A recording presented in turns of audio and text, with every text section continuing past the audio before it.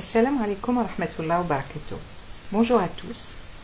Aujourd'hui, je voudrais vous proposer une petite vidéo sur le discours direct, le discours indirect.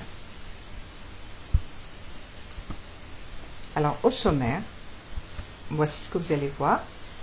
D'abord, qu'est-ce que le discours direct? Qu'est-ce que le discours indirect? Comment passer du discours direct au discours indirect avec les trois types de phrases? Quelles sont les modifications à faire au discours indirect? Et enfin, la concordance des temps au discours indirect. Alors, on va commencer par qu'est-ce qu'un discours direct? Alors, on parlera de discours direct quand le narrateur rapporte directement, il fait parler directement le locuteur, sans rien changer à ses paroles. Alors, comment le reconnaître? Grâce à la ponctuation, bien sûr. C'est le premier signe qui doit vous montrer qu'il s'agit d'un dialogue. Les verbes de parole, bien sûr. Et aussi l'emploi d'expressions.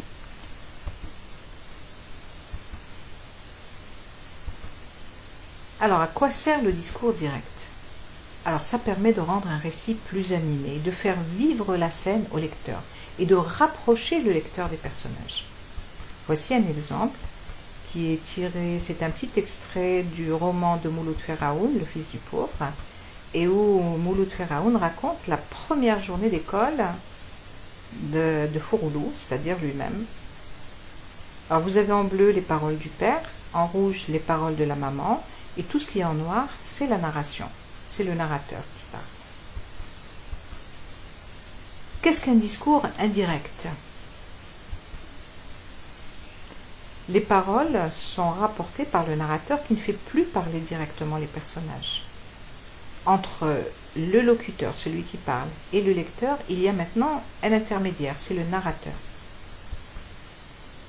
Comment le reconnaître dans un texte? Voici les changements. Vous allez avoir la disparition de toute la ponctuation du dialogue. Vous allez avoir la disparition de certaines expressions. Et le verbe introducteur sera placé avant les paroles. Toutes les phrases au discours indirect se termineront par un point et deviendront des phrases déclaratives. Alors, pourquoi employer le discours indirect dans un énoncé, dans un texte? Quel est l'intérêt? Alors, en fait, le narrateur, lorsqu'il nous rapporte les paroles de personnages, il met une distance entre le lecteur et celui qui a prononcé le discours. Donc, le narrateur reste le personnage le plus important. Et voici un petit exemple tiré du Petit Nicolas de Sampé Goscinny, et où le petit Nicolas rapporte les paroles de sa maman, de son amie Louisette, et ses propres paroles au discours indirect. Alors, comment passer de l'un à l'autre, du discours direct au discours indirect? Dans tous les cas, on doit garder le verbe de parole.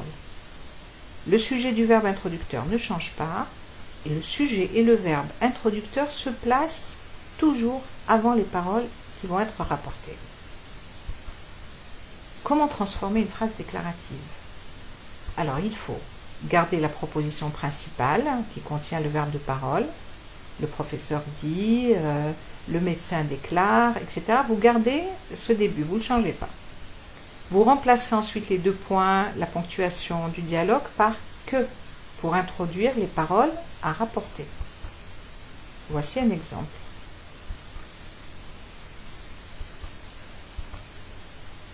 Comment transformer maintenant une phrase interrogative, une question?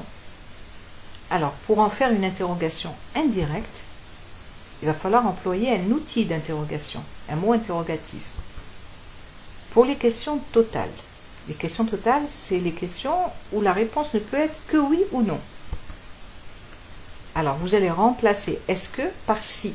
Si vous n'avez pas est-ce que et que c'est une question qui demande une réponse par oui ou non, vous introduirez la question par si également. Pour les questions partielles, c'est les questions qui demandent une réponse plus détaillée, qui demandent une information. Alors vous garderez les outils interrogatifs, vous ne les changerez pas. Voici un exemple. Attention pour ce cas particulier, vous avez une question qui commence par que. Que fais-tu? Ou qu'est-ce que tu fais? Alors vous transformez ces deux expressions, ces deux mots interrogatifs par ce que. Et voici un exemple. Comment transformer maintenant un ordre, une phrase qui est à l'impératif? Alors pour apporter donc un ordre, il suffit de mettre la préposition de après le verbe de parole. Vous allez réécrire ensuite le verbe à l'infinitif. Voici quelques exemples. Faites cet exercice, ça donnera de faire cet exercice. Lavez-vous les mains, ça donnera de se laver les mains. Alors, d'autres modifications à apporter quand on passe au discours indirect. Alors, pour ne pas changer le sens de la phrase, il va falloir changer autre chose, modifier autre chose. Ce sont les pronoms et les déterminants possessifs, par exemple. Mon camarade me dit « J'ai pris ton livre car j'ai oublié le mien chez moi ». Voilà ce qu'on obtient. Mon camarade me dit qu'il a pris mon livre car il a oublié le sien chez lui. Toujours les modifications à apporter lorsqu'il s'agit d'indicateurs de temps et parfois de lieu. Alors voici quelques exemples. Elle a dit ils sont partis hier. Ça nous donne, elle a dit qu'ils étaient partis la veille. Il précisa cette valise était posée ici. Ça nous donnera, il précisa que cette valise était posée là. Alors voici un petit tableau récapitulatif pour ne pas vous perdre. Vous avez au style direct les expressions qu'il va falloir transformer au style indirect. Alors on passe au dernier point qui est la concordance des temps au discours indirect. Alors il va falloir faire concorder le temps du verbe introducteur de parole avec le temps qui est employé dans les paroles. Si le verbe de parole est au présent ou au futur, alors là vous ne vous cassez pas la tête, vous ne changerez pas de temps. Alors voici un exemple. Si au style direct vous avez il annonce, vous avez le verbe introducteur au présent. Et qu'à l'intérieur des paroles, vous avez le verbe des paroles j'ai réussi au passé composé. Voilà ce que vous allez obtenir, le passé composé. Donc pas de changement. La même chose pour le verbe introducteur au futur. Et que vous avez un verbe par exemple à l'imparfait, eh bien vous ne changez pas. Quel que soit le temps qui est à l'intérieur des guillemets, vous ne le changerez pas au discours indirect. Attention maintenant si le verbe de parole est au passé. Là, il va y avoir un changement de temps et il va falloir apprendre ce tableau pour pouvoir appliquer ces règles de conjugaison lorsqu'il faut passer au discours indirect. Alors, si le verbe des propos est au présent, voilà ce que ça vous donne, l'imparfait. Si le verbe des propos est au passé composé, voilà ce que vous obtenez, il est plus que parfait. Si les verbes des propos sont au futur, voilà ce que vous allez obtenir, le conditionnel, conditionnel présent. Alors, un petit quiz pour vous entraîner. Répondez par vrai ou faux à toutes ces propositions. Lisez-les attentivement. Et voyez si la proposition est vraie ou fausse. Voici un petit entraînement encore avec deux exercices. Un qui concerne le petit Nicolas. Il va falloir retrouver ces deux phrases.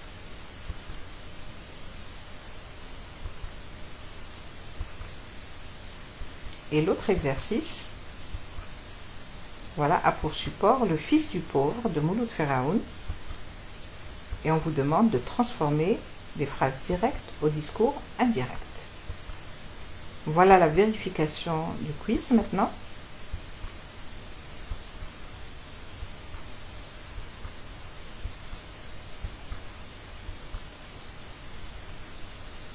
Alors, si vous avez tout bon, bah bravo, très bien. S'il y a des petites erreurs, revoyez la vidéo depuis le début. Pour les exercices,